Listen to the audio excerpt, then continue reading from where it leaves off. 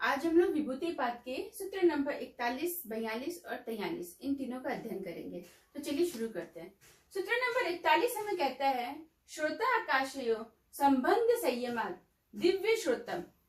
यहाँ पे महर्षि पतंजलि जी क्या कहना चाहते हैं? वो कहते हैं कि श्रोता और आकाश इन दोनों के ऊपर, संबंध के ऊपर जब हम संयम करते हैं तो दिव्य श्रोतम हमें प्राप्त होती है, ये विभूति प्राप्त होती है। तो क्या यहाँ पर है? तो बोलते हैं आकाश से शब्द उत्पन्न हुआ, तो आकाश से शब्द, लेकिन उस शब्द को ग्रहण कौन करता है? श्रोतेंद्रिय, यानी हमारी कर्णेंद्रिय। तो बोलते हैं इस जो श्रोतेंद्रिय है, इस आकाश श्रोतेंद्र के संबंध पे जब संयम करेंगे, श्रोतेंद्र पे जब संयम करेंगे तो आपको दिव्य श्रोतम यानी दिव्य कर्णेंद्रिय प्राप्त होता है। यहाँ पे ये कहना चाह रहे हैं कि श्रोता यानी कर्ण, कानों से हम शब्दों को सुनते हैं, और आकाश जिससे शब्द उत्पन्न होते हैं, इन दोनों का संबंध जो है, इस पर जब संयम करते हैं तो हमें दिव्य कर्णेंद्रिय की सिद्धि प्राप्त होती है। दिव्य कर्णेंद्रिय का अर्थ यहाँ पर ये नहीं है कि दिव्य हमें आवाजें सुनाई दे, दिव्य हम सुनने लगे। यहाँ पे अर्थ ये कहते हैं यहाँ पे कि जो हमें पहले दिव्य विभूतियां प्राप्त, जिसमें हम दिव्य आवाजें सुन सकते हैं, दिव्य श्रोतों हम सुन सकते हैं दिव्य शब्दों को, वो ज्ञान के माध्यम से ज्ञान प्राप्त होता है वहां से।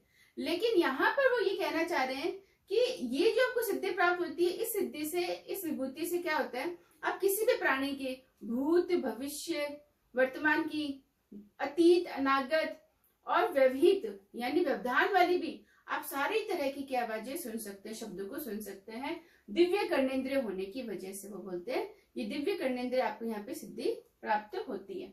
दूसरा, काया आकाशयोः संबंध संयमाद लघुतुल समापत्ते च आकाश गमनम।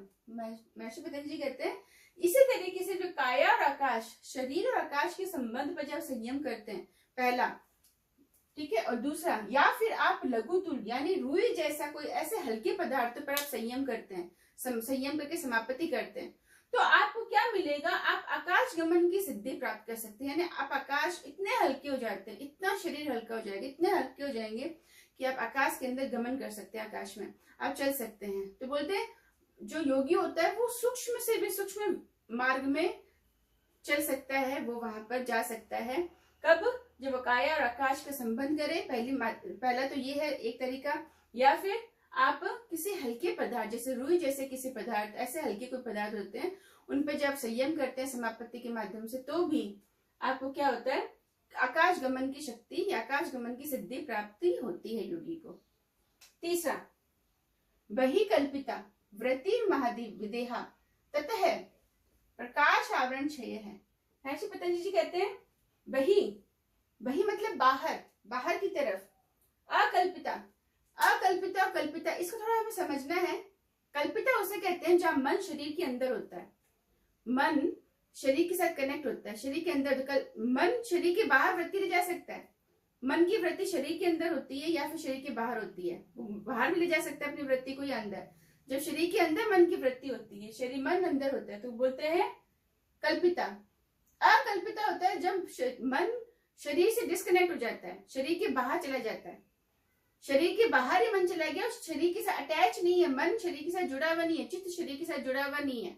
जहां पे चित्त जानता है कि मैं यहाँ हूँ, शरीर को छोड़ चुका हूं, मैं यहाँ हूँ, इस अवस्था को बोलते हैं महाविदेहा। इस वृत्ति को बोलते हैं महाविदेहा।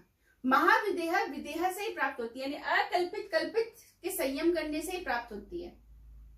तो महर्षि पतंजलि जी ये कहते हैं कि एक अवस्था वो होती है जहां चित्त मन शरीर के साथ जुड़ा रहता है, लेकिन वो ज्ञान शरीर के बाहर और अंदर का ले सकता है, और दूसरी उसे बोलते हैं विदेहा। और दूसरी अवस्था ये होती है जब चित्त जो है वो शरीर को छोड़ देता है और शरीर के बाहर चला जाता है और शरीर के साथ डिस्कनेक्ट हो जाता है। अभी चित्त का, उस समय चित्त का शरीर के साथ संबंध नहीं होता, चित्त बाहर जाके जानता है कि मैं यहाँ हूँ, मैं इस शरीर में नहीं हूँ, मैं यहाँ हूँ। तो वो जो अवस्था होती है उसको बोलते हैं महाविदेहा। उस अवस्था के अंदर साधक का प्रकाश का जो आवरण होता है, तथा मतलब उस अवस्था के अंदर, महाविदेहा की अवस्था में प्रकाश का जो आवरण होता है वो क्या होता है? छीन हो जाता है, खत्म हो जाता है। तो आवरण क्या है? यानी बुद्धि, सत्व बुद्धि के अंदर जब रजोगुण तमोगुण से उत्पन्न होने वाले कर्म, क्लेश, कर्म, विपाक होते हैं, सबका क्या हो जाता है? यहाँ पर नाश हो जाता है, यहाँ पे नाश हो जाता है। तो यहाँ पे वही कल्पिता की वजह से महाविद्या उत्पन्न होती है, जिसकी वजह से सारे कर्म संस्कार होते हैं वो यहाँ पे खत्म हो जाते हैं, यानी कर्म क्लेश विपाक जो होते हैं वो यहाँ पे खत्म हो जाते हैं। और प्रकाश का आवरण पर जो पड़ा हुआ प्रकाश का आवरण तो वो क्षय हो जाता है। तो ये तीनों हमने यहाँ पे सिद्धियां देखी, विभूतियां देखी। कोई प्रश्न हो तो आप इस पर प्रश्न पूछ सकते हैं कमेंट बॉक्स में जाके। और अगर आपको मेरा वीडियो पसंद आया तो आप लाइक और शेयर